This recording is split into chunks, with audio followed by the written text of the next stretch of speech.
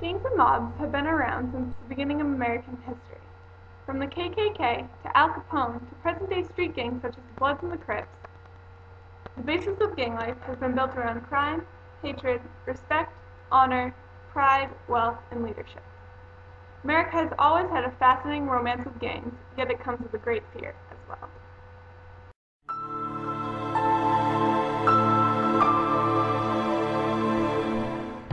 Gang life prospered in the 1820s among the city streets of New York.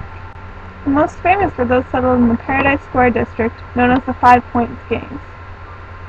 In the area were many saloons, tenements, and dance halls. The system of speakeasies was established here in 1825 by Rosanna Pierce.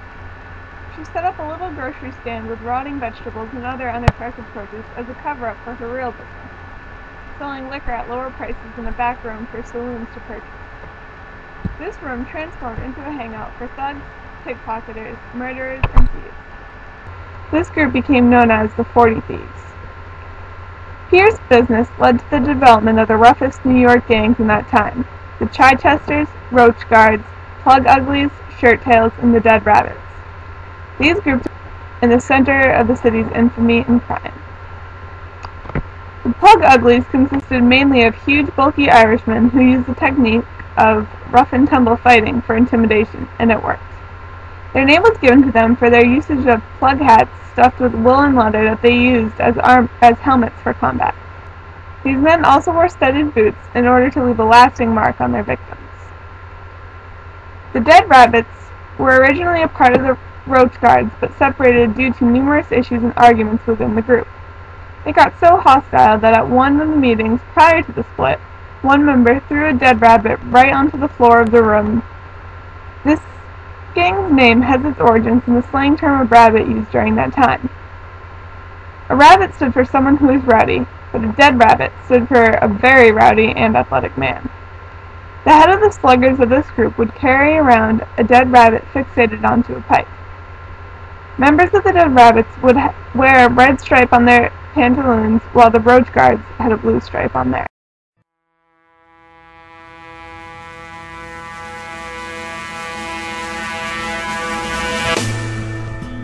Three waves of the Ku Klux Klan surfaced in America. One during the Reconstruction era, another in World War I, and then again during the Civil Rights Movement. General Nathan Bedford Forrest turned his racist Tennessee fraternity in 1867 into a paramilitary force with the mission to oppose the formation of Republican government during Reconstruction. Members of the Klan increased as divisions grew across the county. Dressed in white robes with covered hoods atop of horses, the Klansmen would raid the homes of both blacks and white Republicans and would physically assault them by whipping or lynching. Motive behind these attacks were to prevent these men from voting in elections. Tolerance for this behavior ended when the federal government finally intervened and silenced the Klan in 1872. World War I caused the Ku Klux Klan to resurface in 1915. Strong patriotism, anti-Catholicism, and white supremacist ideals made up this new Klan. The new group was able to spread across the South, North, and Midwest. Just like in the previous Klan, the new group also used violence to achieve their goals. The third emergence of the KKK had a slow start in the 1940s. Samuel Green was the founder of the new Klan, but faced the hard-pressed issue of many states banning the formation of the Ku Klux Klan. However, once the 1960s civil rights movement flourished, membership skyrocketed into the 20,000s. Violence was used by most to silence civil rights activists. At the turn of the decade, membership took a hard toll and decreased severely. The Klan still exists today but has very low numbers and low publicity. Other white supremacist groups are present in America today, such as the Skinheads and the IKA, but are less extreme than those before its time.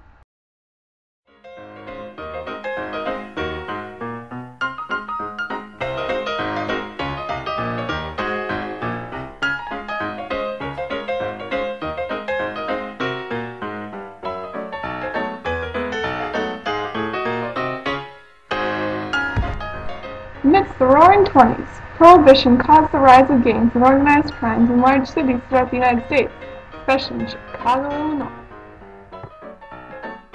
Opportunity came knocking when the 18th Amendment was passed by Congress, prohibiting the manufacturing, selling, and drinking of alcohol.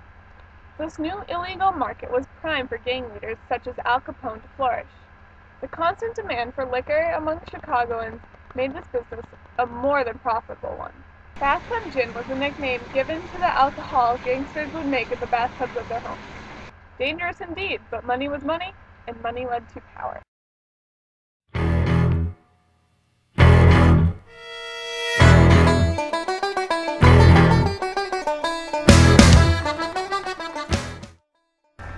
Let's take a look at Boston, Massachusetts, where James Whitey Bulger and the Irish mob took over the city streets. One of the most successful organized crime groups in American history was the Winter Hill Gang. Fixing horse races in the Northeast was what they were best known for. But when its leaders, Howie Winter and Salvatore Sperlinga, were indicted by federal prosecutors in 1979, Irishman James Whitey Bulger along with hitman Stephen Frummy took over its reign. James Whitey Bulger went on to create a name of his own, being presently the #2 most wanted by the FBI under Osama bin Laden. In the 1960s, tension and fighting erupted in the Boston area, known as the Irish Mob Wars. The conflict was between the Charleston Mob at Boston and the Winter Hill Gang of Somerville, just north of Boston. The brothers Bernard and Edward Punchin McLaughlin ran the Charleston Mob, while the Winter Hill Gang was led by James Buddy McLean. Rumors speculate that the whole ordeal started over George McLaughlin trying to pick up the girlfriend of Alex Bobo Petricone, a Winter Hill associate. Two Winter Hill members beat up and hospitalized McLaughlin. Bernie McLaughlin went to McLean looking for an explanation, only to find that McLean refused to give up his associates. Outraged, Bernie told McLean that he would take his revenge, but he never had the chance, since he was killed soon after by McLean. Dead as a result of this war was Charleston leaders Bernie and Edward McLaughlin, Stevie and Connie Hughes, and Winter Hill leader McLean. Leadership of the Winter Hill Gang was passed over to Howie Winter.